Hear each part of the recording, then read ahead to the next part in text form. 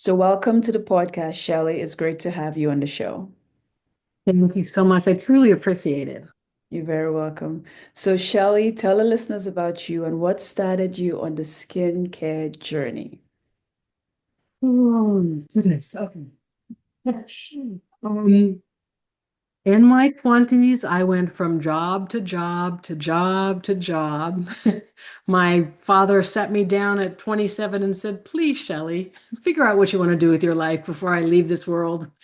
And it was shortly after that that I basically fell into skincare. I got a job doing computer work in a dermatology office, and next thing I know, he said he wants to teach me how to be a back office assistant for him. And that's where I got my education. I never went to school, just got my education from working in doctor's offices. And that was all the way back in 1987. And I have been a solo entrepreneur ever since then in the skincare industry. Wow, that's amazing, Shelley. So, Shelley, what's the science and the nature that's kind of backing your products? Is there any scientific research done on it or anything like that? Well, I'm more of a mentor in the industry. I may recommend products to estheticians and to people in the public, but I'm not someone who formulates products. And in my industry, I'm actually more into all of the pieces of equipment and the modalities that we do versus the product. Now, we've got to have the product, but I call them toys. All the tools, all the new pieces of equipment that we have in this industry nowadays, that's what's like juicy to me. That's what I get excited about. I got you. So you're kind of like a professional. You help people get the products and then sell it. Is that what?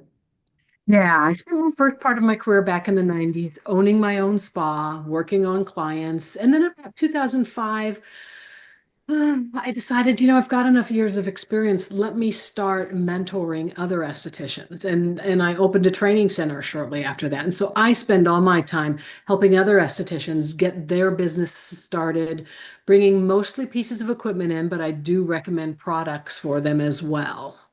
It's such an individual thing, products are, you know? You got to really connect with them. So Shelley, how can someone start a skincare business? Is there a blueprint? Is there a Ooh, specific blueprint for that? Or I'm not sure if there's a specific blueprint. And I think things are so different now than they were back in 1990 when I opened mine. We didn't have the internet really. We didn't have social media. And in fact, one of the biggest differences I see is back then you got your clients from your clients, right? Meaning you connect with your clients that you have so well that they want to go out and talk about you. Now everybody's online and with what I call, I don't mean this meanly, but it's almost like I feel like people are barking at you, right? To get business. It's very loud, and it didn't used to be that way.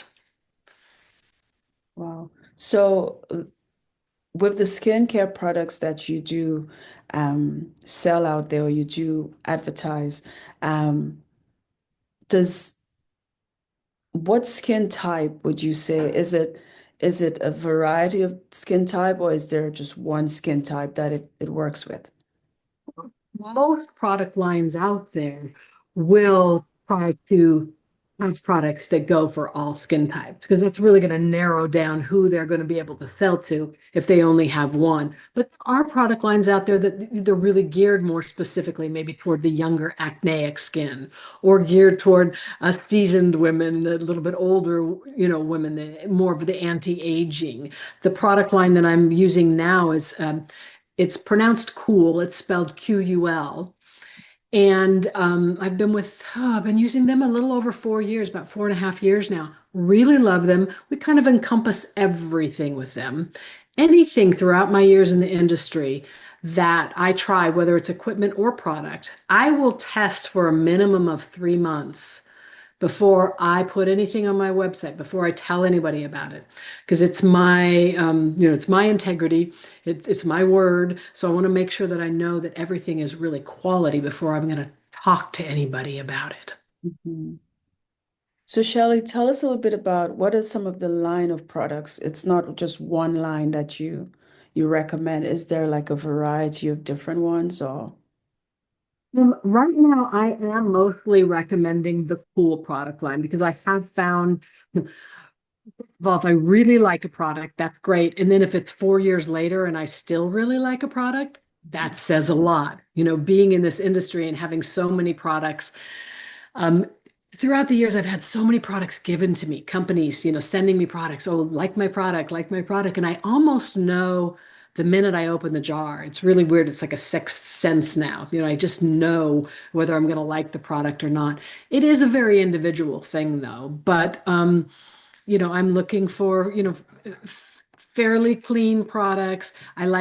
I like things that are reasonably priced. I don't feel like we have to be spending $300 for a little jar of cream. There's some good stuff that, isn't up at that high of priced. Um, I don't know. That's it. There's another product right now called No Appointment Needed. It's a plant stem cell product that I'm absolutely loving. So throughout the years, I've just pick and choose, products that I just think are really, really effective quality. Nice. So if somebody was to, do you look at the way the product was produced, if it's like vegan or if it's been tested on animals? Do you look at that before? Um, Yes, I'm definitely going to look at that. And then when I'm recommending things, it's going to depend on the client too. Typically, all of us don't want them tested on animals, right? That's kind of across the board.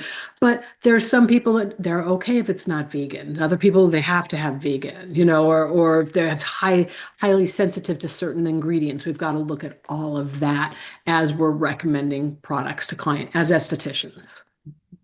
Sounds good. So, Shelley, where can the listeners get in touch with you? If skincare is their thing, the listeners, how can they become an expert and get a professional account? Yes. So you can go, there are two websites for professionals. One is my name, shelleyhancock.com, and Shelley's with an EY. And the other one is aestheticsuccess.com. Those are for the professionals. Now, if you're just somebody in the public and you happen to be listening to this and you just want to kind of look at some of the products and tools that I have, you can go to shoppingwithshelley.com. And that one is geared more toward the public. So, what are your socials? Do you have Instagram and the different Facebook, different socials out there? And they're all just my name, Okay, Shelley good. Hancock. That makes it easy. Yeah. Excellent. So, you're also an author as well. Tell us a little bit about your book and where can the listeners get a copy of it? They're all on Amazon. I think I just finished my sixth one. Yeah, it's interesting how it actually started because I've always wanted to write, but I thought, oh, that's too daunting, writing a whole book. And do I have enough to say? And I think it was 2015, somebody approached me about writing an anthology book, being part of an anthology book, which for successful women entrepreneurs. And an anthology book is each chapter is written by a different author. And I thought, oh, I can do a chapter. I can handle that.